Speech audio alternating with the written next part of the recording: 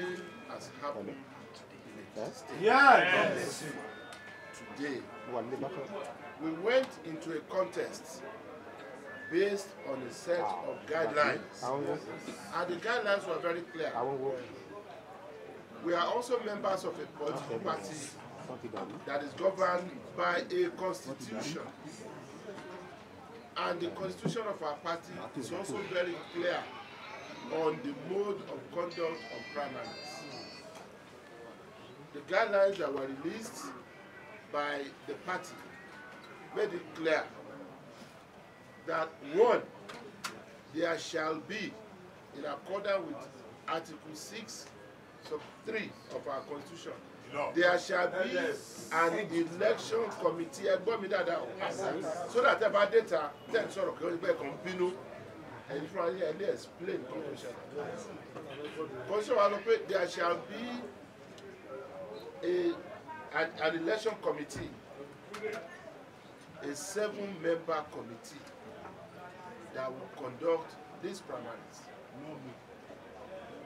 Same provision as okay, there shall also be an appeal committee, a primary election appeal committee, that will hear complaints in the event that the primary had taken place and some aspirants were aggrieved. The 2 committees also shall be inaugurated. Kilonja inauguration. We swear you in as chairman, we swear you in as secretary, we swear you in as members. And the press will cover it. Everybody will know this is the committee that is coming to govern this primary. Nothing like that ever happened. There was no inauguration of any election committee at any point. And as aspirants, when they wanted to take our money, they gave us a procedure. 22.5 million naira is not a change. And if you say 22.5 times 7, that is, I mean, a lot of money.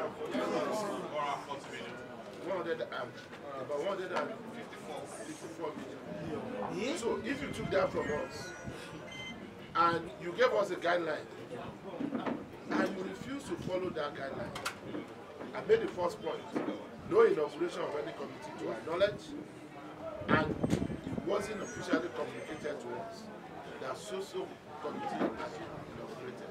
The first time we got to know about the existence of this committee was 2 nights ago, when they sent us a text message that we should come to Aditibwe Hall by 2 p.m. yesterday. And we were all there. And that was when, for the first time, we could confirm what had existed as rumors on social media, that Governor Badaru was leading a committee to come and conduct our election. In fact, we had all sorts of names. Governors who were coming. But the rumor became real yesterday. Number 3.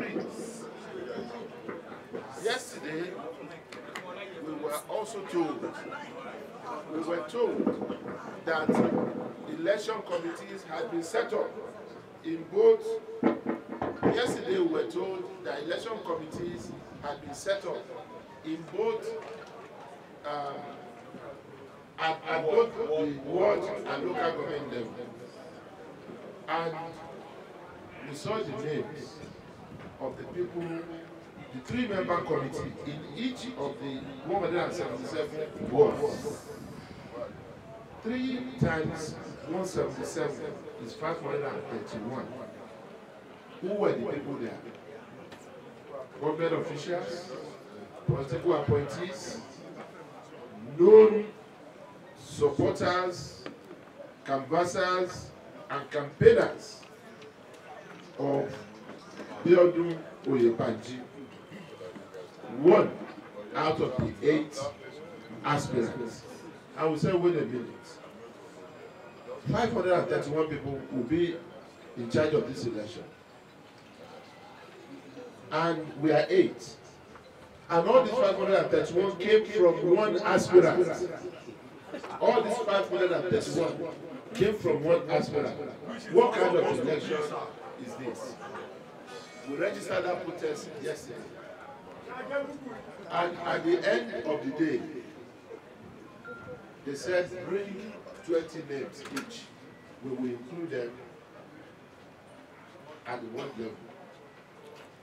We met again and we said, even if 7 of us brought 20 names each, 20 times 7 will be 140. We have 177 wards.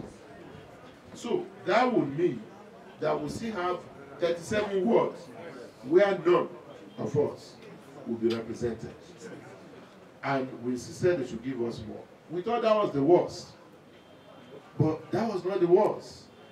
The worst actually came after we left the place and they released the names of the local government election committee. And when we saw the names, it was names also of people who are serving in the Central Working Committee of the campaign of Biodun Oyebanji. Apart from the fact that they are also mainly government officials. And they were the people who were appointed as returning officers. For Ado, they appointed Mr. Ayo Adebite. You all know him. We know him as a supporter of Biodun Oyebanji. On that ground, we know he couldn't be the returning officer. In Oye local government, they appointed Mrs. Kemi Olaleye as the returning officer. Mrs. Kemi Olaleye is not only a member of the Central Working Committee of Biodun Oyebanji Campaign Organization. She is actually the head of the women wing of that campaign organization. They made that the returning officer in Oye.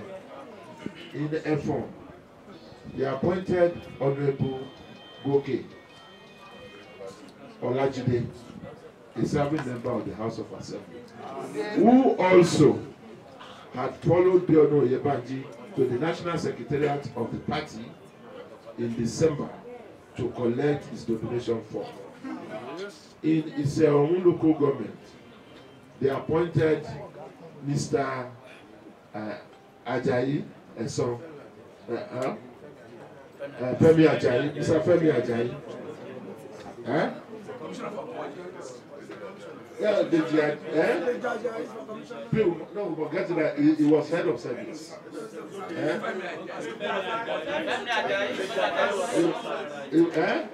They appointed Mr. Deji Ajayi as returning officer for his own local government. It's not only that he's a supporter of Biodun Oyebanji and the government official too.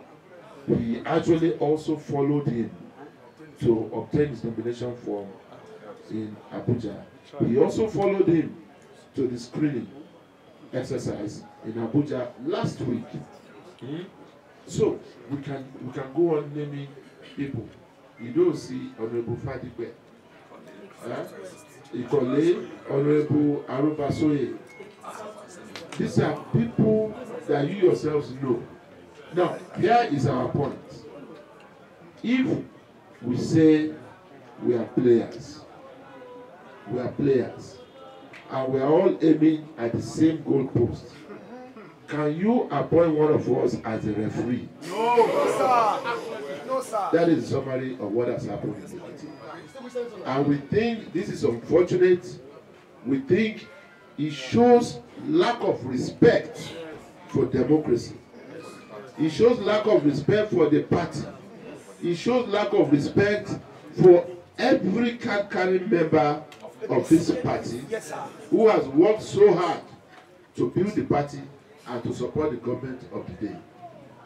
For us, it's not a personal fight. Even if we are not going to do anything on our own, because of you, because of the party, because of democracy, we will fight this. Yes. Because it is not the right thing to do. What we hear from any one of us is what we hear from all 7 of us. I have not said anything new. I have not said anything that we did not say inside before we came out. We didn't even know we were going to address you. So any of us addressing you would have said the same thing that I've said.